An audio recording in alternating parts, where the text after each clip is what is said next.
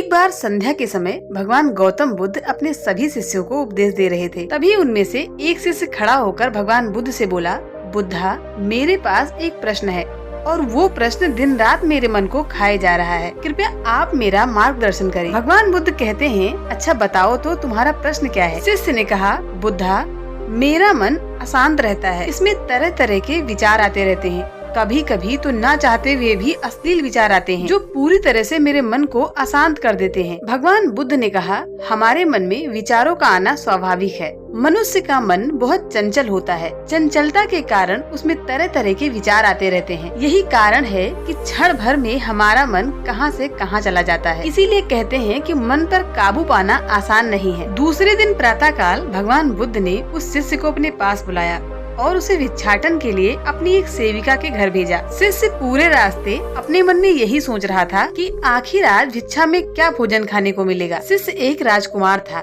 जो भगवान बुद्ध के पास शिक्षा ग्रहण के लिए रह रहा था। हमेशा उस राजकुमार को अपने महल में स्वादिष्ट भोजन ही मिलते थे, लेकिन आज भिक्षा के रूप में उसे जो भी मिलेगा उसे उससे संतुष्ट होना पड़ेगा। यही सोचते हुए शिष्य श्राविका के घर पहुंच गया। श्राविका ने शिष्य को बैठने के लिए कहा और भोजन लाने के लिए अंदर चली गई। शिष्य इधर बैठकर अपने भोजन के बारे में फिर से सोचने लगा और जैसे ही श्राविका भोजन लेकर आई, शिष्य उस भोजन को देखकर अचंभित रह गया। शिष्य ने देखा कि श्राविका ने उनके पसंदीदा पकवान बनाए हैं। शिष्य अपने प्रिय भोजन को देखकर खुश हो गए। भोजन करते करते शिष्य अपने मन में ये सोच रहे थे कि महल में उन्हें भोजन के उपरांत विश्राम करने की आदत थी, लेकिन आज उन्हें भोजन के उपरांत इस तेज धूप में पैदल चलकर आश्रम जाना होगा। लेकिन भोजन करने के उपरांत सेविका ने शिष्य से थोड़ी देर विश्राम करने का आग्रह किया। शिष्य अपने मन ही मन में बहुत खुश हुआ और वो सोचने लगा कि आखिर आज उसके मन की सारी इच्छाएं पूरी कैसे हो रही हैं। भोजन के उपरांत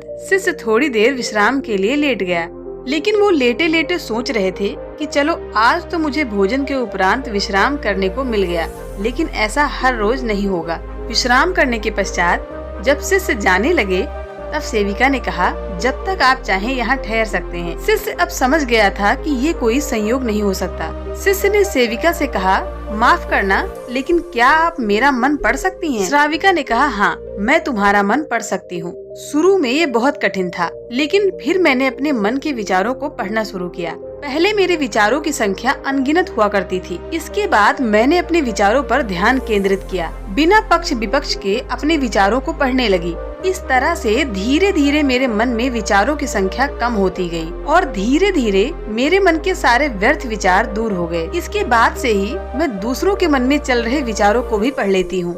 ये सब सुनने के बाद शिष्य बहुत घबरा गया और श्राविका से आज्ञा लेकर अपने आश्रम की तरफ चलने लगा। रास्ते में शिष्य अपने मन में आए हुए विचारों को याद कर रहे थे कि श्राविका के लिए भी उसके मन में अश्लील विचार आए थे। श्राविका ने उसे भी जान लिया होगा, वो मेरे बारे में क्या सोच रही होगी।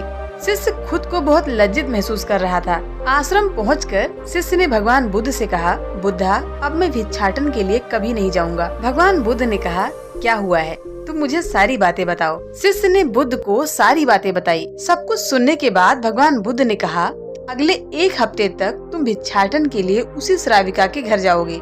कल भिक्षाटन के लिए जाते हुए तुम अपने मन को पूरे होश में रखना। तुम्हारे मन में उठ रहे विचारों पर अपना ध्यान केंद्रित करना और ये भी याद रखना कि तुम्हारे मन में कौन सी वासना उठ रही है। कल तुम इन सारी चीजों को ध्यान में रखकर जाना और वापस आकर मुझसे सारी बातें बताना।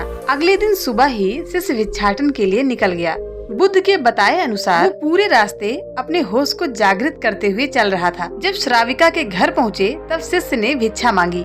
उस समय शिष्य के मन में ना ही कोई वासना जागृत थी और ना ही कोई विचार उत्पन्न हो रहे थे, क्योंकि उसने पूरे रास्ते अपने मन को पूरी तरह से जागृत रखा था। शिष्य ने श्राविका से भिक्षा ली और आश्रम वापस चला गया। आश्रम पहुंचकर शिष्य ने भगवान बुद्ध को प्रणाम किया और कहा कि उसे आज जिस आनंद की अनुभूति हो रही है, आज से पहले वो कभी नहीं हुई।